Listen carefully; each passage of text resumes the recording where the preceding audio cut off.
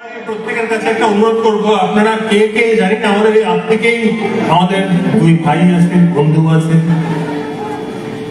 একজন হচ্ছেন পলাশ, আরেকজন হচ্ছেন অভিজিৎ। তাদের অভিনীত একটি নাটক এই মুহূর্তে খুব সাড়া ফেলেছে চতুর্দিকে। আপনারা দেখেছেন কিনা জানি না, যদি এখনো না দেখে থাকেন, আমরা বহুবার দেখে নিয়েছি। নাটকের নাম ভূত, সত্যজিৎ রায়ের বিখ্যাত ছোট গল্প ভূতের উপর যে নাটক। তাই সবাই মিলে পলাশ আর অভিজিৎ এই দুজনের জন্য জোরে একটা হাততালি নেবেন।